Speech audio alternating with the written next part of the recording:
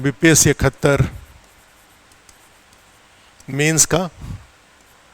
और इसमें हम लोग आज जो शेड्यूल मैं बता दूं कि आज 18 सितंबर से 2 अक्टूबर के बीच 2 सेक्शन का क्लास हम लोग स्टार्ट करने जा रहे हैं।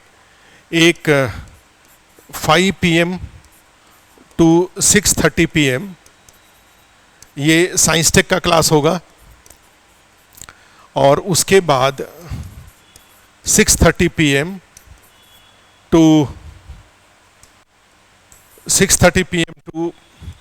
8:15 PM या 8 PM तक इसमें पॉलिटी का क्लास होगा। तो अभी हम लोग आज फर्स्ट क्लास में 5 PM to 6:30 PM science technology की क्लास में हैं। और जो साइंस टेक का ये हम क्लास स्टार्ट करें तो इसके पहले फेज में हम लोग एक लिस्ट ऑफ टॉपिक्स देख लेते हैं, जो कि ये जो प्रोसीजर है हमारा बीपीएससी 71 मेंस का, उसको हम कंप्लीट कर सकें। तो उसमें फर्स्ट जो आपको शेयर किया गया है, एक मटेरियल, एक पीडीएफ शेयर किया गया है, जिसमें कि सारा का सारा जो क्लास के टॉपिक्स और साथ में क्लास का शेड्यूल और उससे रिलेटेड जो टेस्ट सीरीज है वो सब कुछ शेयर किया हुआ है पीडीएफ उसका। तो उसमें भी लिस्ट ऑफ टॉपिक्स दिया हुआ है। और लेकिन फिर से हम बोर्ड पर अगर इस लिस्ट ऑफ टॉपिक्स को अगर इसको रिवाइज करें तो उसमें जो पहला टॉपिक है वो है न्यू एज टेक्नोलॉजी, या हाँ न्यू एज टेक्नोलॉजी ही लिख दीजिए, new age technology.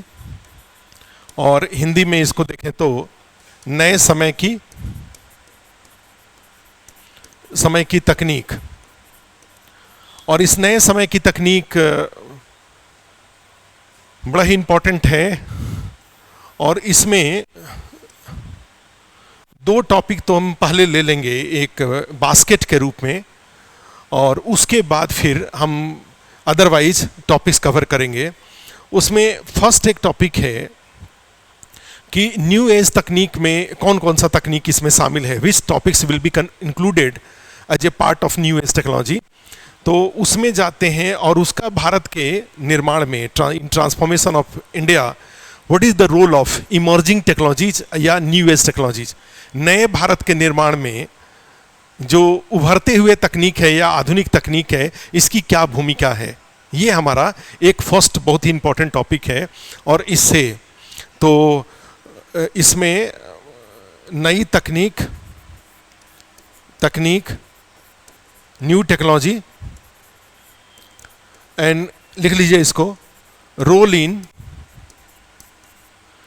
Transformation of India.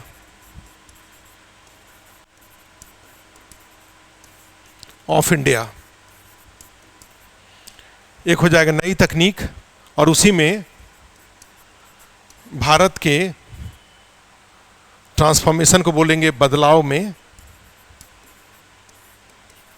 भूमिका। ठीक है, एक ये है। जैसे कि अब इसका आपके पास एक पूरा एक बास्केट ऑफ टॉपिक्स होने चाहिए साइंस टेक्नोलॉजी से रिलेटेड, जिस बास्केट में से टेक्नोलॉजी को क्वेश्चन के डिमांड के अकॉर्डिंग लेकर के और आप अपना उत्तर लिख सकें। तो अभी मैं मान लीजिए आपके सामने यही वाला लिखा है, फर्स्ट टॉपिक ही लिखा हुआ है, new age technologies contributing in transformation of India. वर्तमान समय की वे सारे तकनीक जो भारत के बदलाव में सहायक हैं। क्लियर है? तो आपसे बोल दूं कि आपको एक पेज दे दूं, तो आप अपना दिमाग दौड़ा के देखिए कि इस बास्केट में कौन कौन से तकनीक आपको याद आ रहा है। ठीक है, हमने अभी लिखा नहीं है न्यू एज टेक्नोलॉजीज में कौन कौन से तकनीक, लेकिन आज का भारत, अभी जो भारत दिखाई दे रहा है, इसमें कौन कौन सी तकनीक और उसके क्या क्या यूजेज हैं, क्या आपको याद है ये चीज? क्योंकि ये टॉपिक मेंस का भी टॉपिक है और एसे का भी टॉपिक है वर्तमान समय में। जैसे एक तो आप कहेंगे कि हम लोग जो कुछ भी कर रहे हैं, ये लाइव क्लास चलने में, लाइव क्लास होने में देर लग रहा था, क्लास लाइव हो रहा था लेकिन साउंड नहीं जा रहा था, ठीक है, इन लोगों ने खूब टेस्ट वगैरह किया था। तो एक तो सीधे देख रहे हैं कि role of technology in in role of technology in education, simple सी बात इसको ये कहें, शिक्षा के प्रसार में तकनीक का उपयोग का ये उदाहरण है ये। और इसके बड़े सारे बेनिफिट्स हैं। बेनिफिट्स का मतलब ये हुआ कि जो लोग अभी ऑनलाइन हैं, ये तो अपने घर से है ना, अगर ये तकनीक नहीं होता तो उनको दिल्ली आना पड़ता, और दिल्ली आने में सोचो, आने जाने में खर्चा, रहने में खर्चा, और पता नहीं उतनी कंफर्टेबिलिटी उनको मिल पाती कि नहीं मिल पाती जो अभी बैठ के जहां से वो कर रहे हैं, ठीक है। तो technology is contributing in easing of life, जीवन को सहायक, जीवन को सरल बनाने में तकनीक की भूमिका हो रही है। तो मैं इसी को पेज पलटता हूं और अब आपसे बोलता हूं कि अब आप हमें बताइए, ठीक है, कि ये न्यू एज तकनीक है, टेक्नोलॉजीज है, नए समय की तकनीक, इसमें अगर मान लीजिए मैंने इस तरह से घेरा इसको, तकनीक इसको घेर दिया, तो आप एक एक करके मुझे बता दीजिए कि मैं इसमें कौन कौन से क्या क्या इसमें लिख दूं। तो मैं अपने साइड से लिख देता हूं आईसीटी। आईसीटी का मतलब क्या हुआ? इंफॉर्मेशन एंड कम्युनिकेशन टेक्नोलॉजी, सूचना एवं संचार तकनीक। ये तो बड़े पैमाने पे हमारे लाइफ को प्रभावित कर रहा है, ठीक है। इसको आगे हम और खोलेंगे, ठीक है, तो उससे और चीजें खुलती चली जाएंगी हमारे पास। तो हमारे दिमाग, कई बार ये भी है कि हमारे दिमाग में तो बातें हैं लेकिन जब हम बोलेंगे तब आपके दिमाग में वो आएगा। क्लियर है? तो इस तरीके से, या कई बार ऐसा होता है एग्जाम हॉल में आपको यही दिक्कत है कि आप जानते तो हैं लेकिन उस टाइम पे जब उसको लिखना था उस समय पे ये रिकॉल नहीं हुआ। तो अभी हमने ये चीज लिख दिया है कि नई, हमारा टॉपिक देखिए, ध्यान रखिएगा हमारा टॉपिक क्या है। ऐसी नई तकनीक जो हमारे वर्तमान भारत को बदल रहा है। तो एक तो हमने लिख दिया आईसीटी, और बताइए दूसरा, सेकंड क्या लिख दें? सेकंड बता दीजिए। सेकंड आधार। आधार का भी कोई रोल है क्या?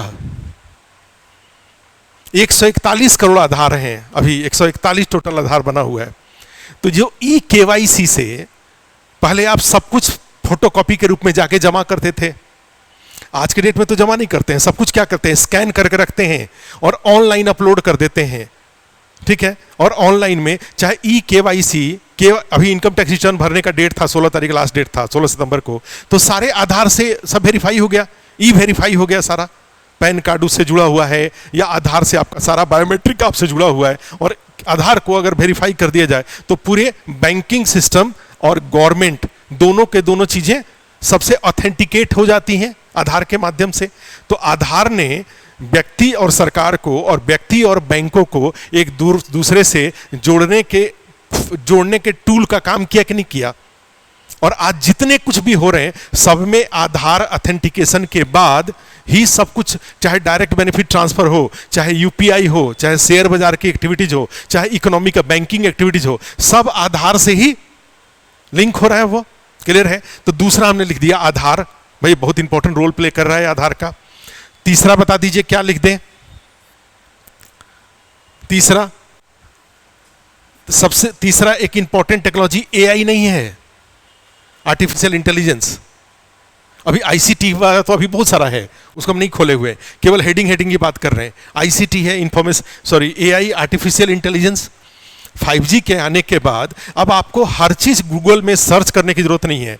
आपने जो सर्च कर रखा है उसे, आपके जो पैटर्न है उस पैटर्न को एआई उसको वेरीफाई कर रहा है और उसके अकॉर्डिंग आपको खुद ही अपनी तरफ से बहुत सारी चीजें आपको फैसिलिटेट कर रहा है आर्टिफिशियल इंटेलिजेंस। और इस संदर्भ में जाएंगे तो 2024 में गवर्नमेंट ऑफ इंडिया ने नेशनल एआई मिशन भी स्टार्ट कर रखा है, और वो मिशन 7 पिलर्स पर आधारित है, उसके 7 पिलर्स हैं और उसके लिए बड़े पैमाने पे देश में काम भी किया जा रहा है। क्लियर है? एक और इसी में एक और मिशन स्टार्ट हुआ है पिछले दिनों में जो कि ग्लोबल कंट्रीब्यूट करेगा, इंडिया ग्लोबली कंट्रीब्यूट करेगा, वो है सेमीकंडक्टर्स,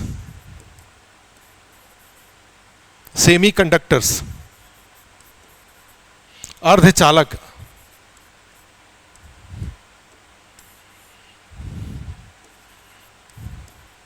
अर्धचालक, इसमें भी भारत सरकार ने नेशनल सेमीकंडक्टर मिशन स्टार्ट किया है।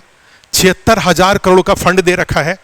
1.5 लाख करोड़ के आसपास के इन्वेस्टमेंट का प्लान है, जिससे India can be immersed as the base of semiconductors और चिप के रूप में। और आप जानते हैं कि टाटा ने चाहे बाकी ने कई सारे 5 या 6 ऐसे, वेदांता ने कई सारे सेमीकंडक्टर के डायरेक्शन में इमर्ज करके आ रहे हैं, अपनी कंपनियां स्थापित कर रहे हैं। जैसे जिस तरह से चाइना पे डिपेंडेंसी थी, धीरे धीरे चाइना पर अपनी डिपेंडेंसी को कम किया जा रहा है, और चाइना पे डिपेंडेंसी को कम करेंगे तो इंडिया। तो आज एक और आपको एक चीज बता दें, अभी एक बड़ी ही इंपॉर्टेंट इंडिया की एक न्यूज एंकर उनको बोल रही है, पलकी शर्मा उपाध्याय। तो जो लोग इंग्लिश मीडियम वाले हैं वो एक उनका जरूर एक टॉपिक ही होगा वो पूरी तरह से। चेन्नई में कल या परसों हिंदुस्तान टाइम्स का या किसी का एक समिट हुआ है, उसमें उनका करीब आधे घंटे 32 मिनट का उनका एक लेक्चर है। उस लेक्चर को जरूर सुनिएगा, आपके बड़े काम का है वो लेक्चर, लेकिन वो इंग्लिश मीडियम के लिए है। अगर वो यूट्यूब पे सुनेंगे तो हो सकता है कि यूट्यूब उसको ट्रांसलेट कर दे, और ट्रांसलेट करके कर दे, हम भी उसको शेयर कर देंगे ग्रुप में, जो व्हाट्सएप ग्रुप होगा उसमें शेयर कर देंगे, आप सुन लीजिएगा। क्योंकि अभी के टाइम पे आपके बड़े सारे क्वेश्चन ऐसे आएंगे जिसमें एग्जाम्पल आपको लेटेस्ट लेना पड़ेगा, ठीक है। तो वो बास्केट ऑफ इंफॉर्मेशन है जिसको कि क्वेश्चन को एक क्वालिटी आंसर लिखने में या हमें क्वालिटी ऐसे लिखने में काम आएगा, तो वो बास्केट। तो अभी भी हम जो आपको बना रहे हैं ये सीधा, ये एक तो सीधे पूछे जा सकता है, क्योंकि हमने ये टॉपिक प्रेस इंफॉर्मेशन ब्यूरो के साइड से लिया हुआ है।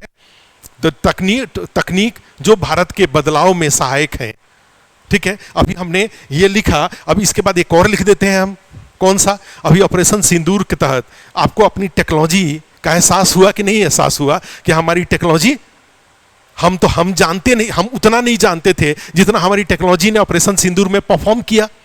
जिस तरह से ड्रोन, 1000 की संख्या में ड्रोन आ रहे थे और आकाश ने जिस तरह से उनको काउंटर किया, आकाश आपका मिसाइल था, तो ये जिसने आपका काउंटर किया, तो आप उसे इमेजिन कल्पना करके देखिए कि किस तरीके से। तो इसी में एक और लिख देते हैं हम लोग, कौन सा? डिफेंस टेक्नोलॉजी या रक्षा तकनीक।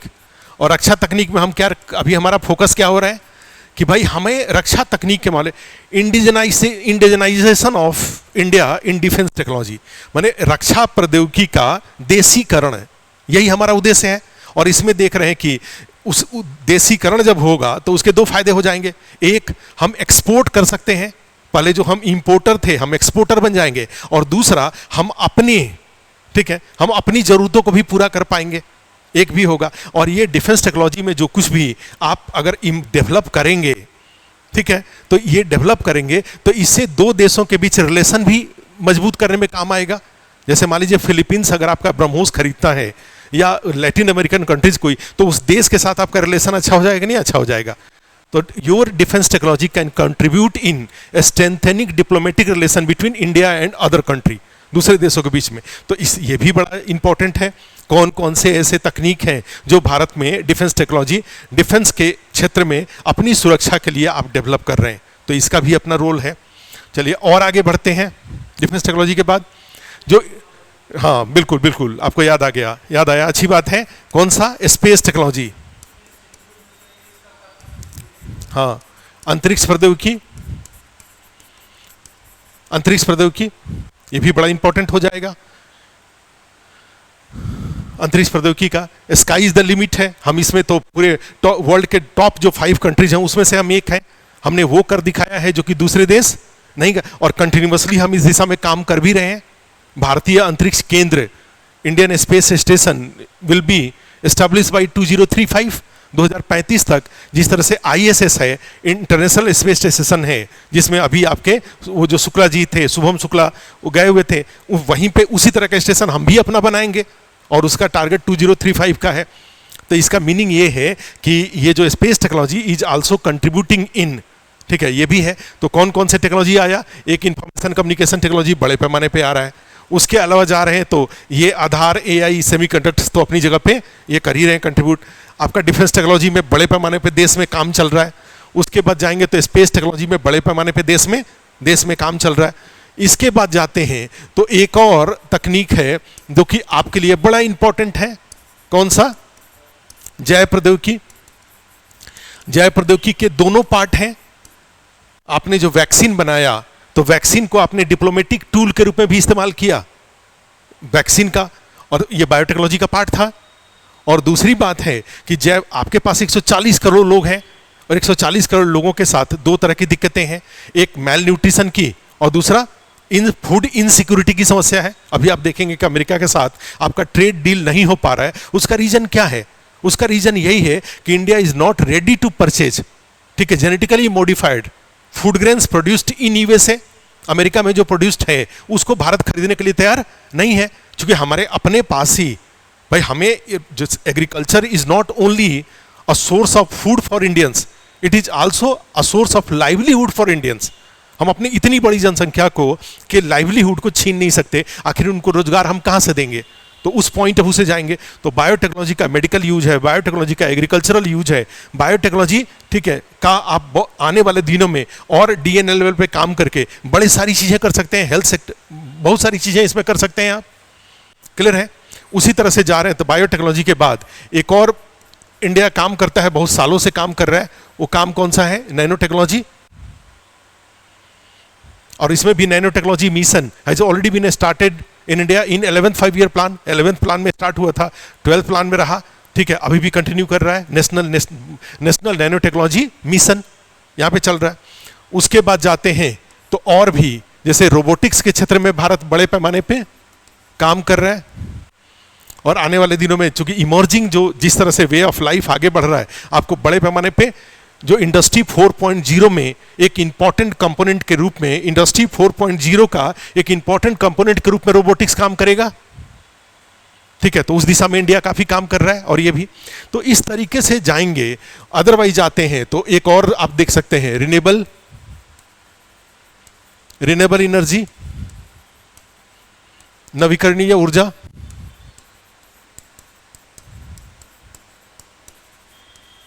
नवीकरणीय ऊर्जा, ये भी बड़ा काम का चीज है।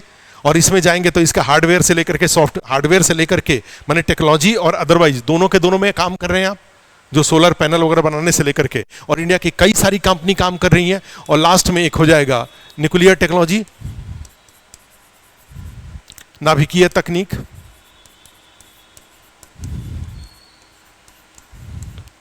Nuclear technology. और इसके बाद जाते हैं तो और एक और टेक्नोलॉजी लिख सकते हैं, engineering and machine, engineering oblique देके लिख सकते हैं, मशीन्स, ठीक है। जो मशीन है ये, ओ सॉरी, इंजीनियरिंग और मशीन, ये दोनों के दोनों लिख सकते हैं आप। अच्छा, तो ये हमारे पास एक बात ध्यान रखिए, हमारा जो टॉपिक था उस टॉपिक पे फिर जाइए। नए तकनीक जो भारत के बदलाव में भूमिका है, ठीक है, हमने लिखा इसको ये टॉपिक लिया। तो कभी भी आपसे कोई क्वेश्चन पूछे ओवरऑल टेक्नोलॉजी के आधार पे, तो आपको ये सारे पॉइंट याद रहने चाहिए, और सब में 2-2, 4-4 लाइन लिख देंगे तो आपका उत्तर हो जाएगा कि नहीं हो जाएगा। अब बताइए, अब मैं इसमें से एक को उठाता हूं, किसी एक को उठा लूं, आईसीटी को उठा लूं, इंफॉर्मेशन कम्युनिकेशन टेक्नोलॉजी को उठा लेता हूं, तो ये केवल आईसीटी को उठा लूं, उसके बाद आर्टिफिशियल इंटेलिजेंस को उठा लूं, नैनो टेक्नोलॉजी को उठा लूं, रोबोटिक्स को उठा लूं, सब अपने आप में भी आगे टॉपिक है, अकेले अकेले भी पूछेगा, लेकिन आपको एक साथ भी जानना पड़ेगा। क्लियर है? तो एक साथ जानना पड़ता, एक तो ये हो जाएगा। और यहीं से एक दूसरा क्वेश्चन भी बीपीएससी में बार बार पूछा गया, ठीक है, जैसे science and how science and technology is a blessing and how science and technology is a, ठीक है, इज ए बेन, माने कर्स कैसे है, कैसे वो ब्लेसिंग है और कैसे वो कर्स है, या कैसे बून है और कैसे बेन है। हिंदी में बात करूं तो साइंस टेक्नोलॉजी कैसे वरदान है और साइंस टेक्नोलॉजी कैसे अभिशाप है, यही क्वेश्चन पूछा हुआ है। तो ये क्वेश्चन तो थोड़ा पुराना टाइप का लगता है, लेकिन आप अगर इसको अभी के टाइम पे जाके देखें तो ये तो बहुत ही रिलेवेंट क्वेश्चन हो गया है। माने role of science and technology as a blessing और role of science and technology as a curse, एक वरदान के रूप में, एक अभिशाप के रूप में। तो यहां पर भी role of science and technology, तो साइंस एंड टेक्नोलॉजी में इस बास्केट की जरूरत है कि नहीं? बास्केट ही नहीं पता है तो क्या ब्लेसिंग लिखेंगे, और बास्केट ही नहीं पता है तो क्या अभिशाप लिखेंगे? क्लियर है? तो यहां पर भी बास्केट की जरूरत है, इसकी जरूरत है। तो इसका मीनिंग ये हुआ कि ये दो टॉपिक ऐसे टॉपिक हैं जो कि आपको क्या करना पड़ेगा, शुरू में ही आपको अच्छे से इसको, और ये ऐसा टॉपिक है जिसमें लिखे तो आप 10-5 पेज 20 पेज लिख सकें। इतना फ्री फ्लो होना चाहिए आपका नॉलेज, इस पर इतना फ्री नॉलेज, इतना अच्छा होना चाहिए कि पेज आप लेते जाएं और पेज आपका निकाल निकाल के किनारे करते जा रहे हैं आप। इतना सारा इसमें ये कंप्लीट साइंस एंड टेक्नोलॉजी है। तो एक फिर वही बात जैसे हमने कहा कि मेंस क्वालिफाई करने का जो 4 तरीका है, 4 तरीके में फर्स्ट तरीका है कि भाई हमारे पास टॉपिक्स हो और उस टॉपिक्स का जो कंटेंट है उस कंटेंट को हम 10 बार लिखें। तो 10 बार माने याद करें। याद करने का मतलब होता है कि अभी पीटी का एग्जाम देके सब लोग आए हैं, तो सब लोगों को पता है कि एग्जाम हॉल में अल्टीमेटली ज्ञान ही काम आता है। सारी बातें बाहर रह जाती हैं, सारा कॉपी किताब सब कुछ बाहर रह जाता है। एग्जाम हॉल में क्या काम आता है? नॉलेज काम आता है। ठीक है? और नॉलेज का तरीका क्या है? 10 चीज को एक बार की, एक चीज को 10 बार, एक चीज को 10 बार। ठीक है? तो आपको नहीं लगता कि अभी भी अगर आपके पास एक हो जाए और उसको 10 बार आप पढ़ लें तो आप मेंस क्वालिफाई कर जाएंगे? अभी भी लेट नहीं है। तो एक तो 2 पार्ट इसका हो गया कि कंटेंट और उसको याद करना। ठीक है? 2 और है लिखने के लेवल पर। एक क्वेश्चन का जो भी, जैसे जो टॉपिक्स है इससे रिलेटेड टॉपिक्स, ठीक है, ये जो टॉपिक्स हैं इससे रिलेटेड क्वेश्चन, क्या क्या क्वेश्चन आ सकता है। तो कोई जरूरी नहीं है कि आप जो क्वेश्चन प्रैक्टिस करके जा रहे हैं वही वहां पूछा जाए। एक्चुअली क्वेश्चन को फेस करना भी एक हैबिट है। आप हमारे सामने कोई क्वेश्चन लेके आइए मेंस का, हम 2 मिनट में उसको सुलझा देंगे। क्यों सुलझा देंगे? क्योंकि मुझे क्वेश्चन फेस करने की आदत है अपने टॉपिक का। वही आप ज्योग्राफी का या मान लीजिए जियोलॉजी का, भूगर्भ का शास्त्र का, या किसी और सेक्शन का कोई टॉपिक ले आएंगे, हो सकता है मुझे जानकारी नहीं है तो मैं उसको सुलझा नहीं पाऊंगा, उसमें मेरा हैबिट भी नहीं है। लेकिन यहाँ पे क्या है कि आप साइंस टेक्नोलॉजी का या इकोनॉमी का आप कोई टॉपिक लेके आएंगे तो मेरा आदत है। आप कोई भी टेस्ट सीरीज का, जो बीपीएससी का टेस्ट सीरीज होता है, तो उसमें जो क्वेश्चन होते हैं इतिहास वगैरह भी, हिस्ट्री वगैरह भी, करंट अफेयर्स वगैरह भी, मैं उसको समझ जाता हूं जल्दी। तो आपको क्या करना पड़ेगा, इतने क्वेश्चन फेस कर लेने होंगे कि बीपीएससी में जब जाएंगे तो वहां जो क्वेश्चन पड़ेगा वो उसको देख करके आपको इरिटेशन नहीं होगा। आप एकदम से उसको, उस क्वेश्चन को पहले आप एनालाइज कर लेंगे, what is the demand of question. ठीक है? ये चीज आप पहचान लेंगे। और जब इस चीज को पहचानने की आपको आदत हो जाएंगी, टेस्ट सीरीज इसीलिए होता है उत्तर लिखने के लिए कि हम इतने क्वेश्चन फेस कर चुके हैं कि वहां का जो क्वेश्चन आए हमारे सामने वो क्वेश्चन हमें इरिटेट ना करे। हम क्वेश्चन के डिमांड को, क्योंकि नॉलेज की कोई कमी, इतना पढ़ लेंगे आप कि नॉलेज की कोई कमी आपको नहीं रहेंगी। क्वेश्चन को पहचानना एक बात है। उसके बाद आता है क्वेश्चन को लिखना। ठीक है? यहाँ भी अपने यहाँ भी जो टेस्ट वगैरह में होगा वो, और बाद में जब आप एग्जाम हॉल में जाएंगे तो वहां पर भी। पास कौन करेगा? आज के डेट में आप प्रैक्टिकली अपने से जोड़ के देखिए कि आपके सामने एक मैटर दिया जाए 4 पेज का, जिसमें बिल्कुल लेफ्ट राइट एकदम टाइट केवल वर्ड्स फेंका हुआ है, उसमें ना कोई टेबल है, ना कोई डायग्राम है, कुछ भी नहीं है उस पेज में। और एक दूसरा नोट्स आपको दे दूं, मैटर दे दूं, जिसमें कि शुरू में 2-4 लाइन लिखा हुआ है, उसके बाद कोई टेबल बना हुआ है, फिर 2-4 लाइन लिखा हुआ है, कोई डायग्राम बना हुआ है, फिर कुछ लिखा हुआ है, कुछ पॉइंट्स बना लिखा हुआ है। दोनों पेज में से आपको पढ़ने में फर्स्ट इंप्रेशन कौन अच्छा लगेगा? जिसमें टेबल वगैरह है। तो आप उत्तर लिखने जा रहे हैं तो अपने उत्तर में टेबल डायग्राम क्यों नहीं यूज कर रहे हैं? और आपको तो टाइम था ना। ये टेस्ट सीरीज इसी बात के लिए तो होता है कि आप उसमें जा करके टेस्ट सीरीज का गलत लोग इंटरप्रेट करते हैं। कौन कॉपी जांच रहा है? ऐसा कोई रॉकेट साइंस वाला क्वेश्चन यहां होता है जिसमें कॉपी जांचने वाले का आप उत्तर लिखते समय ही आपको नहीं पता चल जाता है कि हम अच्छा लिख रहे हैं, खराब लिख रहे हैं। कॉपी चेक होना और मार्क्स मिलना है तो ये तो ईगो सेटिस्फाई होता है। आप उत्तर लिखते समय ही आपको जो वहां कष्ट हुआ, उत्तर लिखने में आपको मजा आया या उत्तर लिखते समय आपको कष्ट हुआ, यहीं से टेस्ट सीरीज का काम खत्म हो गया। बाकी तो ऐसे ही है, सुझाव उझाव मिल जाएगा, ठीक है, अपनी जगह पे। लेकिन जेन्युइन एक क्वालिफाई करने वाले, चूंकि देखो होता क्या है, 4.5 लाख लोग फॉर्म भरते हैं, पास तो 1260 को ही करना है।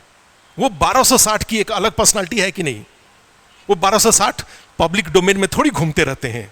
वो तो अपने काम पर है, वो तो खुद इंट्रोस्पेक्शन कर रहे हैं कि भाई हमारी क्या सिचुएशन है। टेस्ट सीरीज संडे को आए तो वहां पे क्या क्या टेस्ट किया उन्होंने, क्वेश्चन मेरे सामने पड़ा, मैं उसको पकड़ पा रहा हूं कि नहीं, डिमांड पकड़ पा रहा हूं कि नहीं, जब लिखने गया शुरू कर पा रहा हूं कि नहीं, लिखने लगा तो डायग्राम यूज कर पा रहा हूं कि नहीं, डायग्राम के लिए मैटर याद आ रहा है कि नहीं, और उसके बाद कंक्लूड, और टाइम 3 घंटे में जो क्वेश्चन पूछा गया है उसको पूरा कर पा रहा हूं कि नहीं। यही सब तो करने आते हैं आप, बाकी सही गलत तो ऐसा कौन सा पटना कलम में बहुत बड़े कहा जाए कि वो कौन है पटना के बहुत बड़े फिजिक्स के, वो सॉरी हिस्ट्री के टीचर एक हैं जो जिनके मोटे BL ग्रोवर या बिपिन चंद्रा, अब तो मर गए खैर, उनकी जरूरत है उस पटना कलम के कंटेंट को जांचने के लिए। आपको नहीं पता है कि क्या आप लिखे हैं, या मॉडर्न आर्ट में कौन सा ऐसा, सब आपको पता है। वो तो फिर ईगो सेटिस्फाई करने वाली बात होती है, लेकिन खैर कोचिंग का जो रोल है उसमें तो है ही भाई, जो चीज़ कमिटमेंट यहाँ पे है वो सब होगा। लेकिन आप पास करने वाला बच्चा सावधान रहता है, वो समझ रहा है कि मैं क्या कर रहा हूँ। जैसे यहाँ से आए, पेपर 3 घंटा लिखे, जाते समय आपको पता है कि अगले बार के टेस्ट में मुझे क्या क्या सुधार करना है, क्या क्या इंप्रूव करना है, मेरी क्या क्या यहाँ पे आज मुझे क्या फील हुआ। That is the most important outcome of test series. जो आपने फील किया वो फीलिंग ही सबसे उसका है। तो 4 पार्ट हुआ, एक कंटेंट 10 बार पढ़ना बार बार, उसके बाद उत्तर लिखते समय क्वेश्चन, और उसमें अधिकतम डायग्राम का उपयोग। अगर ये 4 चीज कर पा रहे हैं तो ये 3 महीने में आपको मेंस पास करने से कौन रोक सकता है। कितना बड़ा सिलेबस है, एक दिन में तो साइंस टेक्नोलॉजी खत्म हो गया। ये सारा टेक्नोलॉजी हमने लिख दिया, और जैसे लिखा आपके दिमाग में एक इंप्रेशन बन गया कि बायोटेक्नोलॉजी में क्या है, डिफेंस टेक्नोलॉजी में क्या है, स्पेस टेक्नोलॉजी में क्या है, ये सब मैटर बन गया आपको। अब जा करके कमरे पे 10-12 घंटा में पता चला कि बहुत सारी चीजें इसमें से हम निपटा देंगे, एग्जाम के लिए रेडी हैं साइंस टेक्नोलॉजी के लिए। क्लियर है? तो ये खैर इसमें से होता है। तो एक बात ये, तो 2 टॉपिक इसमें से हुआ। कौन कौन सा टॉपिक हुआ? एक new age technologies contributing transformation of India, first, इसका और एक्सप्लेनेशन हम लोग देखते हैं। और दूसरा साइंस एंड टेक्नोलॉजी कैसे कहा जाए ब्लेसिंग है और कैसे कर्स है, वरदान है अभिशाप है, इसको भी देख लेते हैं, इसका भी दोनों का डायग्राम देख लेते हैं। तो एक आप इसमें आ जाइए, इस वाले में से हम लोग कौन सा लेते हैं? आईसीटी को पहले लेते हैं, ठीक है? तो ले लीजिए आईसीटी। आईसीटी का मतलब हुआ इंफॉर्मेशन एंड कम्युनिकेशन टेक्नोलॉजी, सूचना एवं संचार तकनीक, या इसको डिजिटल टेक्नोलॉजी के रूप में भी सिंपल में देखें तो डिजिटल टेक्नोलॉजी भी इसको बोल सकते हैं, डिजिटल टेक्नोलॉजी, ठीक है? तो डिजिटल टेक्नोलॉजी में हमेशा ध्यान रखिएगा कि अदरवाइज इसका रिप्रेजेंटेटिव तो इंटरनेट है डिजिटल टेक्नोलॉजी का, लेकिन इसमें अभी के टाइम पे जाएंगे तो आपके दिमाग में होना चाहिए कि इसमें रेडियो भी आता है, ठीक है? माने डिजिटल टेक्नोलॉजी में रेडियो भी है, और इसका भी उपयोग करके बड़े सारे गवर्नमेंट स्कीम्स वगैरह को प्रसार किया जाता है, लोगों के बीच में पहुंचाया जाता है, लोगों में अवेयरनेस पैदा की जाती है। इसमें टीवी भी है, टेलीविज़न भी है, ठीक है? इसमें आप जाएंगे तो मोबाइल भी है, और लेकिन सबसे इंपॉर्टेंट मोबाइल और मोबाइल बेस्ड जो ऐप हैं ये सारे के सारे, ठीक है? इसमें आप जानते हैं तो कंप्यूटर भी है, कंप्यूटर टेक्नोलॉजी भी है, ये सब भी है। लेकिन सब मिला के मेरा मेन जो फोकस है वो है, इसका मतलब में इंटरनेट ही है। इंटरनेट की ही बात करें तो यही इसका मेन फोकस है। और इंडिया में जा रहे हैं तो इसमें, अच्छा, इसको ये हमारे कंपोनेंट्स ऑफ डिजिटल टेक्नोलॉजी हमने कहा, रेडियो का, टीवी का, मोबाइल का, कंप्यूटर का, लेकिन सब लाइव तभी माना जाता है जब इसमें जो इंटरनेट से अगर जुड़ा हुआ है। तो सब इंटरनेट से, आज के डेट में मोबाइल में आपका रेडियो भी चल रहा है, टीवी भी चल रहा है, मोबाइल ऐप भी चल रहा है, और आपका कंप्यूटर का भी काम सब हो रहा है, तो सारे के सारे हो रहे हैं। तो अल्टीमेटली हमारा डिजिटल टेक्नोलॉजी का मतलब यहाँ पे इंटरनेट का ही है, ठीक है? तो अब ले लीजिए कि इंटरनेट में क्या क्या है। ये डिजिटल टेक्नोलॉजी ही लिख लीजिए फिर से। उसको भी ध्यान में रखिएगा, मैंने ध्यान से उतरना नहीं चाहिए वो भी। ये चारों जो कंपोनेंट हमने बताया, गलती से केवल इंफॉर्मेशन कम्युनिकेशन टेक्नोलॉजी का मतलब केवल मोबाइल और मोबाइल ऐप नहीं होता है, ये इसके पेरीफेरी वाले हैं, वो भी उसके घटक हैं, कंपोनेंट्स हैं। तो डिजिटल टेक्नोलॉजी में जा रहे हैं तो कहाँ कहाँ इसका यूज हो रहा है, क्या इसके, तो एक तो यहाँ पे आपको इसका डेटा चाहिए, फैक्ट चाहिए आपको इसमें कि भाई टोटल आज की डेट में इंडिया में 5G टेक्नोलॉजी चल रहा है, ठीक है। और 5G टेक्नोलॉजी में जाएंगे तो 99.6% डिस्ट्रिक्ट्स में यह उपलब्ध है, जिलों में उपलब्ध है, ये 99.6% जिलों में उपलब्ध है। दूसरा,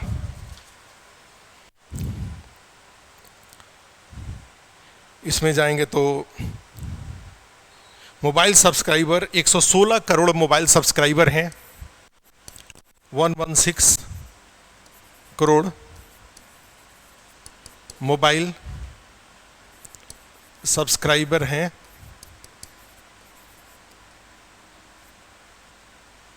116 करोड़ मोबाइल सब्सक्राइबर हैं। और यहीं पे अगर मैं जाऊं तो जिसको बोला जाता है टेली डेंसिटी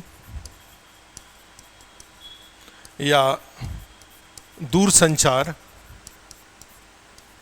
घनत्व, तो वो अगर इंडिया की बात करें तो अराउंड 85% है, और बिहार की बात करें तो अराउंड 55% है। इंडिया का टेली डेंसिटी अराउंड 84 पॉइंट कुछ परसेंट है, 85% है, और बिहार का 55% है। ये है इंडिया नेशनल और ये है बिहार, ठीक है। अब यहीं पे जाएं तो एक और है,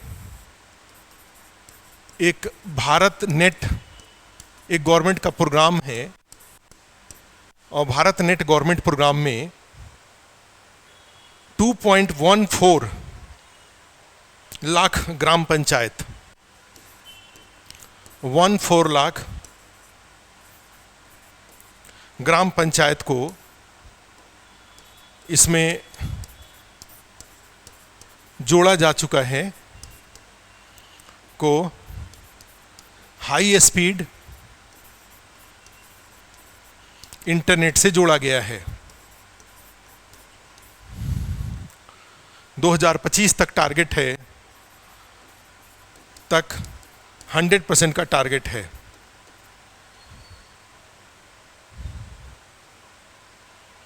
स्क्रीन क्यों चला गया?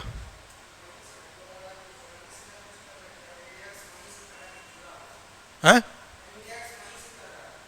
तो नहीं, लाइव नहीं चल रहा है अभी, मोबाइल पे देखे तो चल रहा है कि नहीं?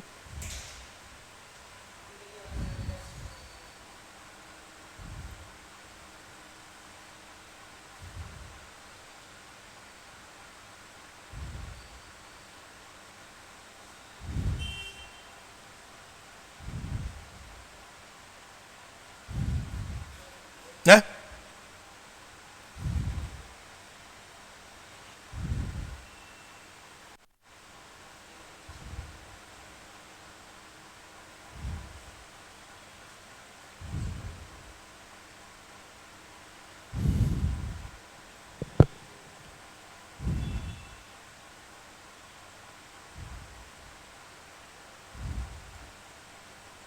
नहीं आ रहा है?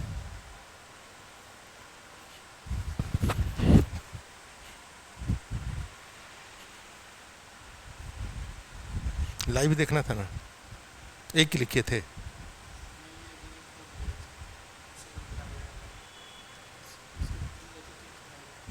कंटेंट का नहीं था, पीछे करिए। तुम अपने मोबाइल में नहीं रखे हो तो एक्सेस ले लेना चाहिए था ना हमसे, फोन करके पूछो।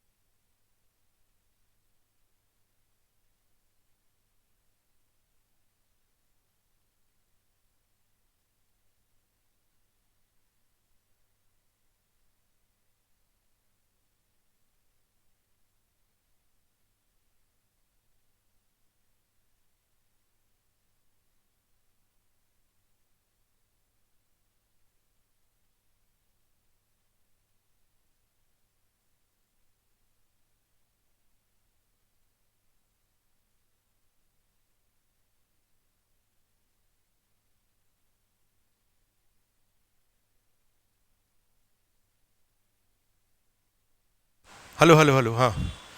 तो इसमें देखो, जैसे ये एक तो ये भारत नेट और 2025 तक कितना 100% का लक्ष्य रखा गया है, ठीक है। तो एक तो यहाँ पे ये है। तो अब इसके बाद ये जो हमने आपको फैक्ट बताया इससे रिलेटेड, डिजिटल टेक्नोलॉजी से रिलेटेड, तो यहाँ पे इसका यूज कहाँ कहाँ है, कैसे।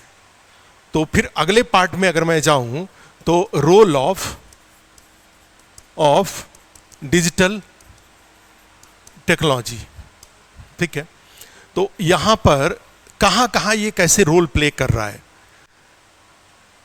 तो एक तो जैसे सबसे पहला एक तो यूपीआई या इसको कहा जाए डिजिटल पेमेंट सिस्टम, हिंदी में लिख दीजिए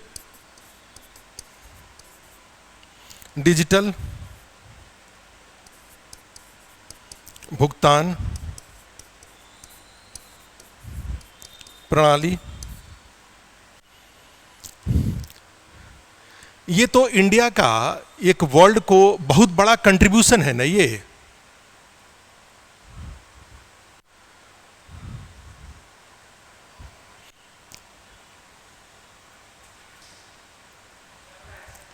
तो जो सुनील को भी फोन करके बोल दो कि अब इसको छोड़ दें, और रमेश को भी बोल दो कि छोड़ दें, अब इसको चलने दें।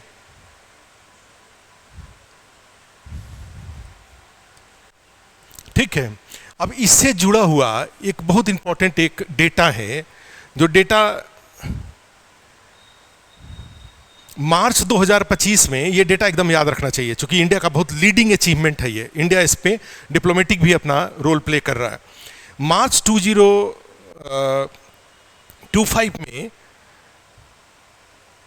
जो डेटा है वो 24.7 लाख करोड़, 24.7 लाख करोड़ का ट्रांजैक्शन हुआ यूपीआई के through per month. 24.777 lakh crore रुपए का भारत में। 24,77,000 करोड़ रुपए का ट्रांजैक्शन हुआ। ध्यान रखिएगा, हमारा जो बजट होता है वो 50 लाख करोड़ रुपए का होता है। हमारा जो बजट है वो 50 लाख करोड़ का है। बिहार का बजट 3 लाख करोड़ का है। और हमारा एक महीने का जो ट्रांजैक्शन हो रहा है यूपीआई पर वो 24.77 लाख करोड़ रुपए का है। ठीक है। कितने लोग इसमें कितने ट्रांजैक्शन हुए? 18,300 मिलियन ट्रांजैक्शन हुआ। 300 मिलियन लेन देन हुआ, ट्रांजैक्शंस हुए। 18,300 मिलियन लेन देन हुए, 10 रुपए से लेकर के 5 रुपए 2-4 रुपए से लेकर के। 460 मिलियन इंडिविजुअल्स, 460 मिलियन इंडिविजुअल और 65 मिलियन व्यापारी इसका उपयोग कर रहे हैं। तो एक और डेटा लिख दीजिए, कितने हमने लिखा? 460, 460 मिलियन, 60 मिलियन व्यक्ति इंडिविजुअल और 65 मिलियन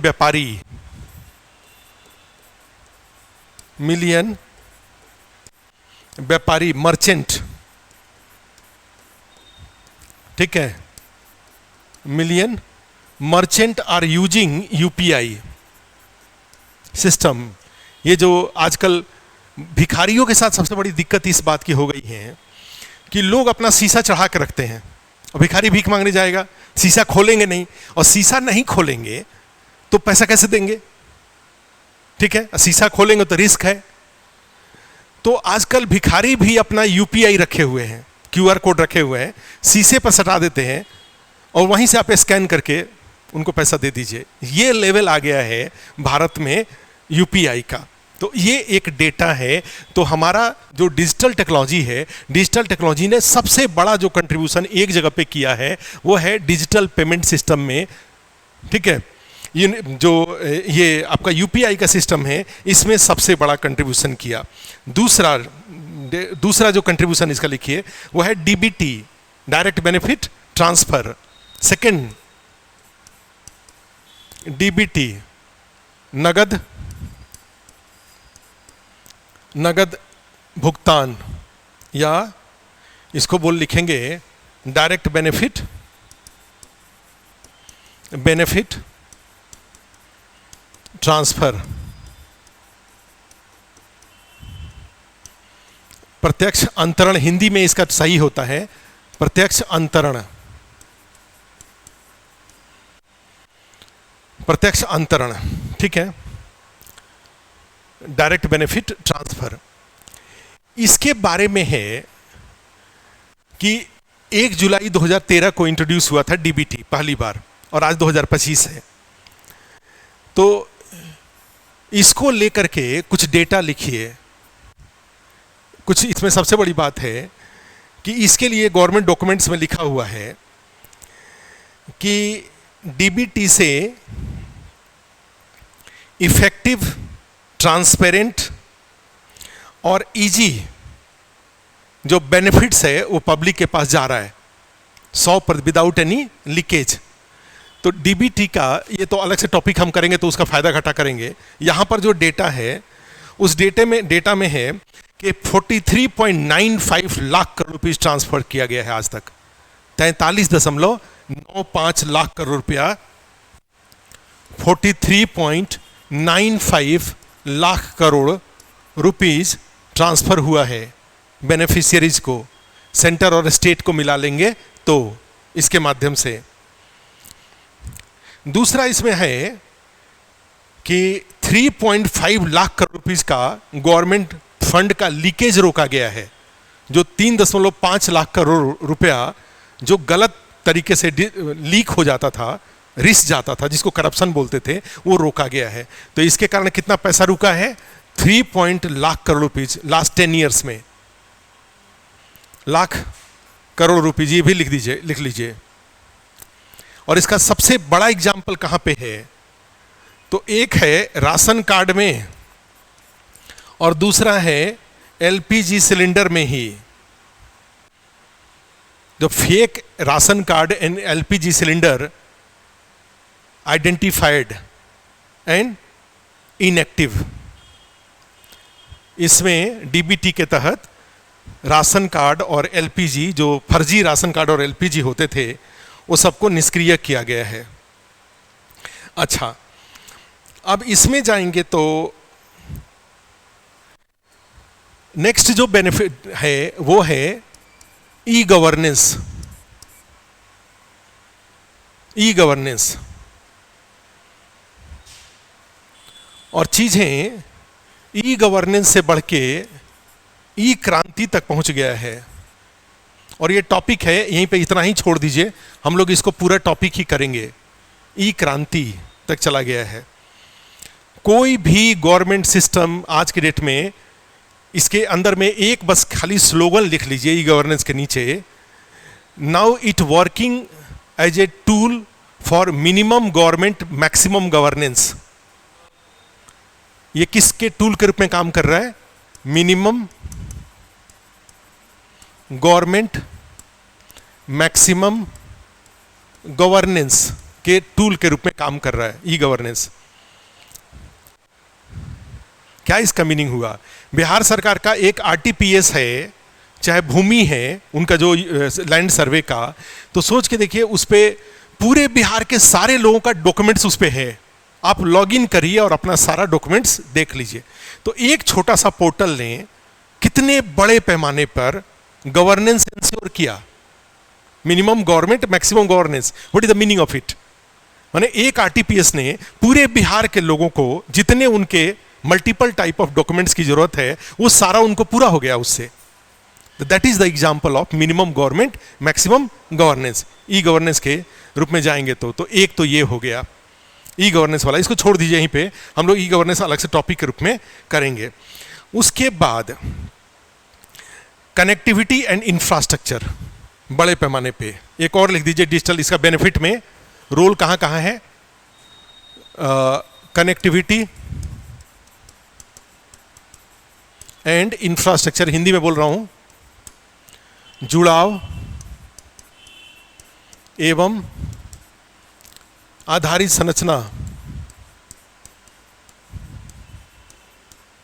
संरचना। और इसमें क्या होता है, रियल टाइम या वास्तविक समय में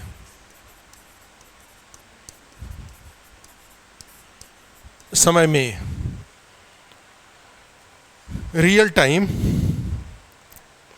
स्मार्ट डिजिटल, स्मार्ट और फास्ट,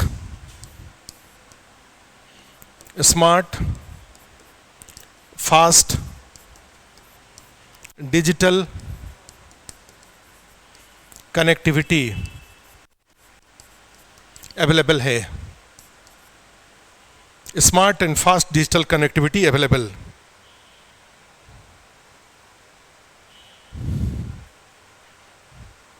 और इसी में जाएंगे तो यहीं पे डेटा बताया जा रहा है कि 2014 में 308 रुपया पर जीबी चार्ज था, और अब ये घट करके यही 2025 में ये 9 रुपया, जो एग्जैक्ट अमाउंट जो डॉक्यूमेंट्स में शो किया गया है वो 9.34 रुपीज पर जीबी है।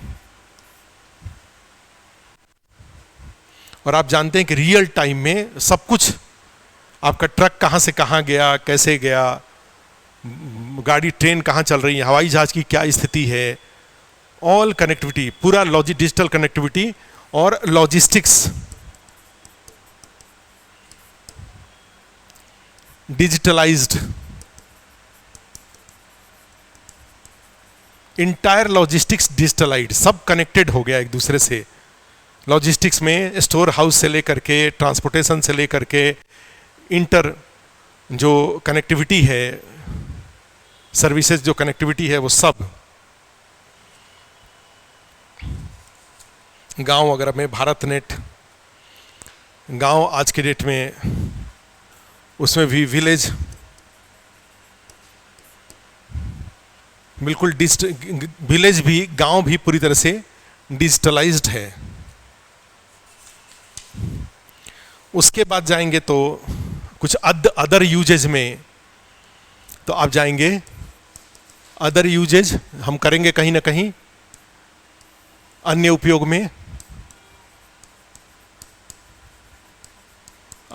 में, आप जानते हैं एग्रीकल्चर, कृषि,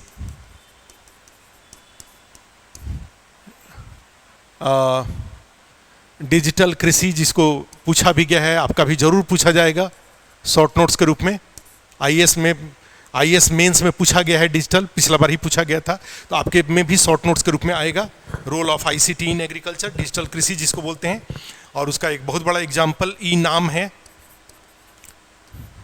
ई पशु हाट है, बहुत सारी जैविक खेती पोर्टल है, बहुत सारी चीज़ें हैं एग्रीकल्चर में यूज हो रहा है। उसके बाद जाएंगे तो एजुकेशन, शिक्षा, शिक्षा में आप समझ रहे हैं सारे लेवल पे, फ्रॉम प्राइमरी एजुकेशन टू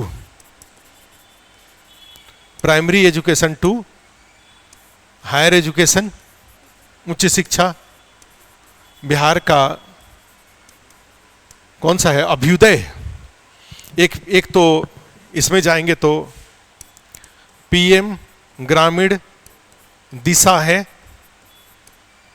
प्रधानमंत्री ग्राम दिशा करके बनाया गया है, ये मिशन है, ये स्टार्ट किया गया है for to provide modern education in rural areas. और भी सारा डिजिटल लाइब्रेरी से लेकर के, ये अलग से टॉपिक ही है, इसको बोलते हैं ई एडुटेक जिसको आप बोलते हैं, प्राइमरी एजुकेशन से लेकर के हायर, ई जोड़ दीजिए तो देख लीजिए सब जगह पे सारा। उसके बाद जाएंगे तो हेल्थ में कोविन ऐप बनाया गया था कोरोना के दौरान, आयुष कौन सा था एक, यानी बिहार सरकार का भी एक ओपीडी है, संजीवनी या संजीवन, संजीवन ओपीडी है ये। कितना बड़ा बेनिफिट होगा बिहार के गरीब लोगों के लिए, और भारत कितना बड़े पैमाने पे कंट्रीब्यूट कर सकता है इन ग्लोबल हेल्थ केयर। भाई आप 1000 डॉक्टर का कॉल सेंटर बना के बैठे हुए हैं, वर्ल्ड के किसी भी कोने से किसी को कोई मेडिकल एड चाहिए आप कॉल करिए, इंडिया विल असिस्ट। पटना में एक पीएमसीएच में एक बड़ा सा डॉक्टर्स का कॉल सेंटर बना दीजिए, बिहार के किसी भी जिले से कोई भी डॉक्टर को या अदरवाइज कोई भी कंसल्टेंसी चाहिए वहां से बैठे बैठे वो कंसल्ट कर सकता है। प्रैक्टो करके प्राइवेट का है, वो सारे डॉक्टर्स उस पर रजिस्टर्ड है, आप उनसे जाइए, घर बैठे बैठे आने जाने का झंझट ही खत्म हो गया। तो ये हेल्थ में आ जाएगा। और इसी में जाएंगे तो एक ऑनलाइन वो भी है हेल्थ में, ORS पेशेंट पोर्टल है, ऑनलाइन रिपोर्टिंग सर्विसेज है ना। एम्स में अगर आपको ओपीडी एम्स में दिखाना है तो आपको लाइन लगने की जरूरत नहीं है, ऑनलाइन आप ले लीजिए। ORS पेशेंट पोर्टल, इसमें बोलते हैं ऑनलाइन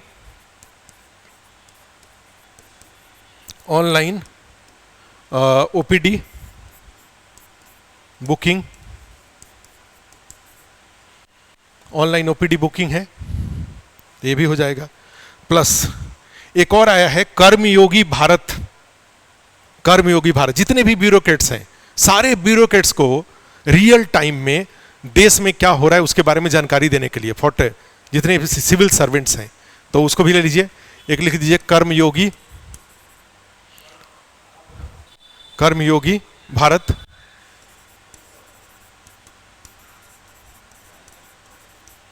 कर्मयोगी भारत, ठीक है। और इसमें है कि जो IAS जो ब्यूरोक्रेट्स हैं उनकी ट्रेनिंग